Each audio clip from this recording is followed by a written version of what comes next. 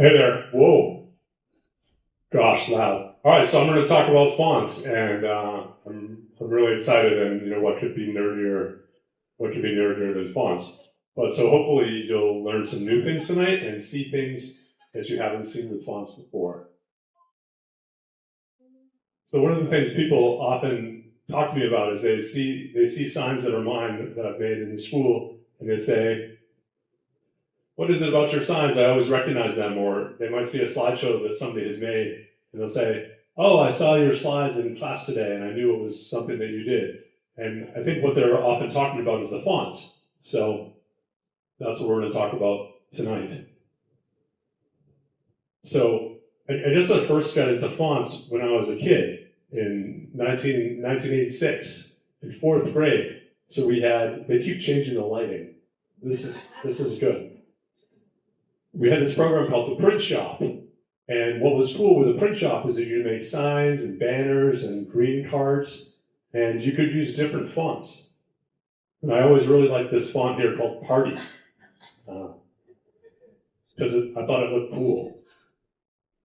So if I was making a sign for this TEDx back in 1986, it would look just like this. It would be fonts unseen and unheard, TEDxKeystone 2026.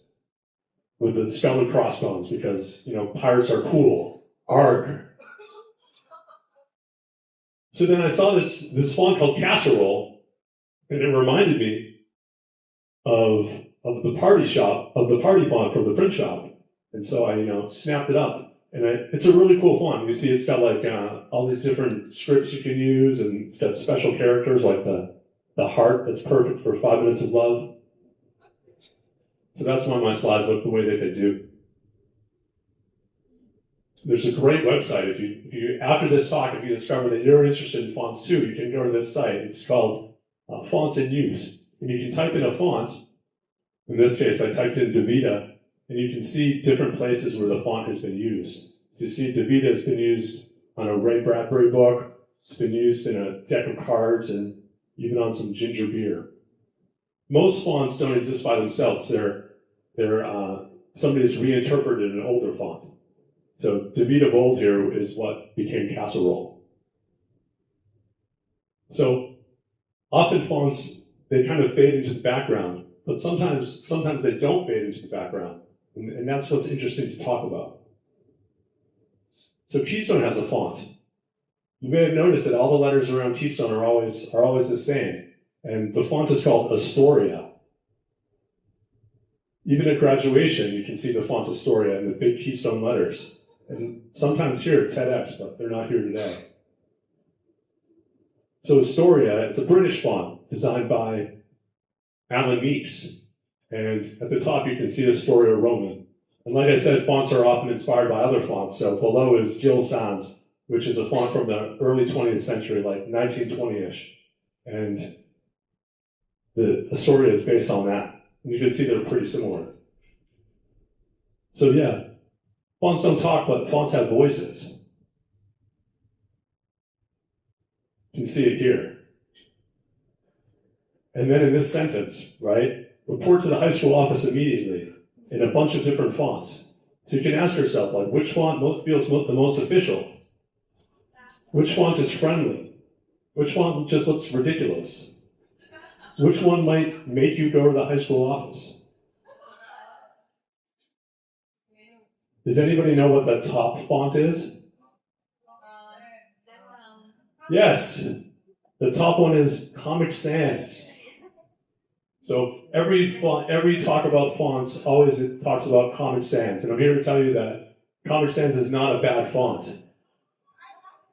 It just has a voice, right? So happy birthday in Comic Sans looks fantastic. Not so much. So you have to think about what fonts you're using and why. Now we can talk about the nitty-gritty of fonts a little bit. So what you might not see in fonts, the unseen. So first is the sans and Comic Sans. Sans means something. It means without. So fonts have these things called serifs. Serifs are the little flourishes at the end of a letter. So here in the K, there's a little flourish. and the D in Garamond has a little flourish. So we use serif fonts all the time. When you read a book, most of the text of the book is written in a serif font. So you see the F here in casserole. The serifs are really ridiculous. When you make the F really enormous, it looks almost grotesque, right? And this is a ball serif font because the serif has lots of balls in it. All right, let's highlight the serifs. All right, so the opposite of a serif font is a sans serif font. That's the sans in Comic Sans. So sans just means without. No serifs. Sans serif fonts have been around since the early 1800s, but they've become really popular lately, and they became more popular like the turn of the last century. So the F in casserole sans it looks like a normal F. All right, so we looked at fonts, we looked at serifs and sans serifs, and now we're going to look at individual letters. So here we have two A's. The one on the left is called a single story A, and the one on the right is called a double story A. Usually, the single story A will be what you would write if you were writing an A by hand. Most people, when they write A's by hand, they write the single story A. But if you're cool, you can write the double story A. It just takes a little bit more practice. If you can write an E, you can write a double story A. And when you read text in print, usually you'll see the double story A. But G's are even more exciting than A's because G's have like all kinds of forms. Again, here on the left is a single story one, and on the right is the double story one. But check this out. Like gee whiz, look at all these different G's. Font designers tell you that you can make like one letter interesting in your alphabet, and most people choose the G for that. So if you look at a font, you should always look at the G because it's going to be the most interesting letter. Another thing that people don't see in fonts is how the letters don't look the way you expect them to.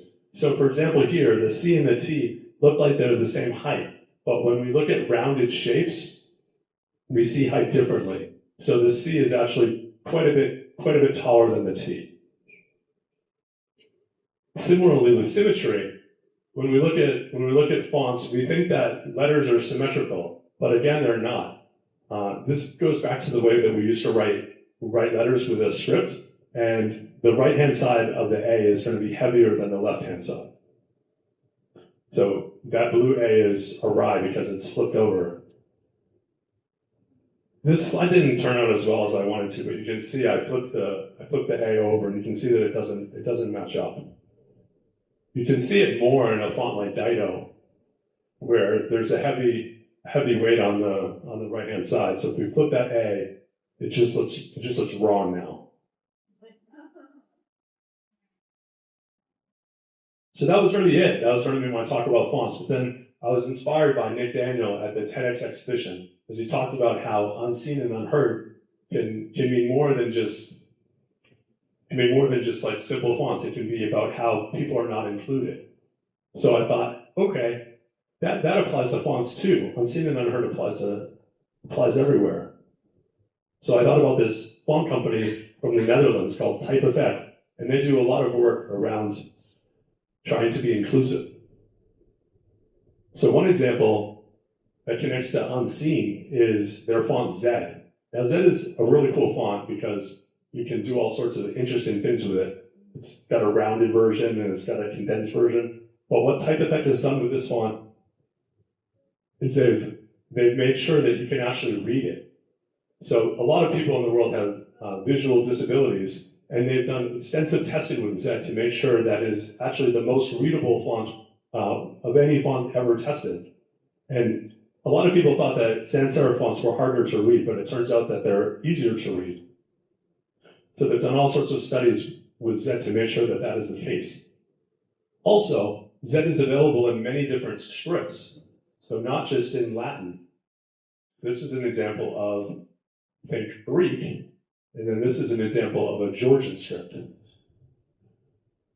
This actually applies to Keystone, because one of the things that happens frequently at our school is we'll see a slideshow that'll be written initially by a teacher or somebody in one language and then adapted into another language.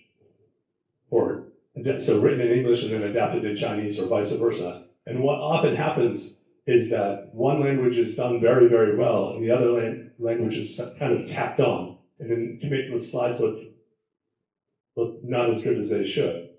So one way that you can get around that is using a font that has both scripts already in it. So this font is called pink rounded, and both of the scripts are there. And there you have it. Fonts make an impact. Sometimes we don't notice them, but they shape what we see and who gets included. So tomorrow, when you see letters, maybe look at them a little bit more closely. That's what I will try to do. Thank you.